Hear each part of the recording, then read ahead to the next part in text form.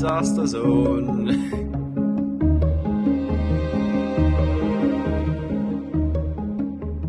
Well, this was not planned, was it?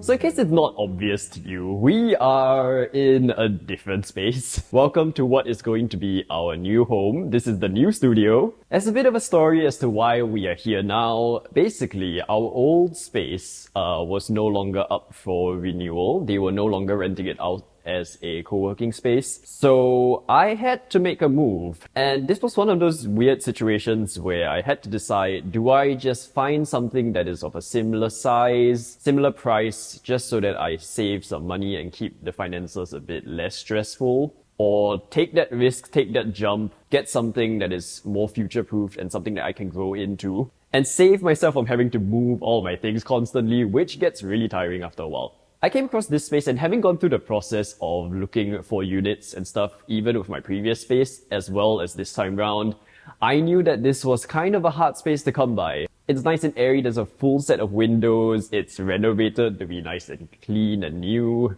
It just felt like a space that fit me. And while financially you could argue that maybe it's not the wisest decision, I decided to take that jump and commit to this space because I feel like genuinely future-proofing wise, this is gonna be the right move. So fingers crossed that it will be, but yes, this means that now all of our studio-related stuff is gonna come from here. In fact, let's show you around a bit. Okay, so I don't have a wide-angle lens, unfortunately, so we're gonna have to make do with my camera lens. But as you can see, this is the rough space that we have. It is pretty much 2 or 3 times the size of my old space. Previously, there was a built-in toilet and water point, so that is one thing that I did give up for this space. However, as you can see here, with the sink situation, I am trying to work around it. We're gonna see. Now that I have actually more space to work on stuff, I'm hoping to explore even more facets of creativity. But just as a rough idea, and in fact, I was kind of planning this out on my Creative Process live streams. If you're interested in joining me for that, feel free to check out my Twitch channel. Over here, we have my crafting situation. So I did bring this from my old space. Not everything is over yet, so that's why the wall's a bit plain. But this corner is going to be dedicated to my Jasmonite crafts, as well as candle making, soap making, whatever sort of craft related stuff we will do. So that was the space we already had. Then over here, next to the lovely kind of full window situation, I am going to do a little photography, videography sort of space. I was considering niching down and doing product photography and videography, considering that while it is an expansion and an upsize from our previous space, I wouldn't say it's like a full-fledged photo space. Like it still has restrictions, so we'll work with that for now. But obviously it has the potential to have kind of portrait shots and things. This is going to be the new space that we are introducing into our roster.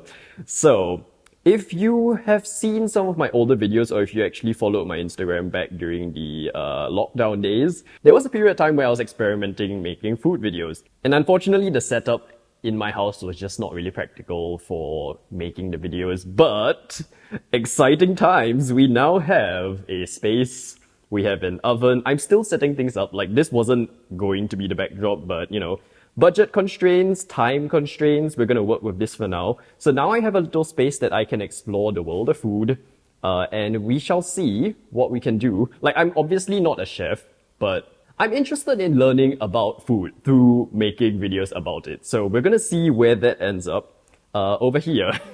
Because I realized I've never actually shown a candle being lit on the channel. Here's one of my candles that we are testing. It's definitely like burning better than when I was at home. I think because my bedroom's really small, there's a empty space that is left over, and I was hoping to kind of do up a little sitting area, a lounge space, just for like clients or guests or friends if they come over.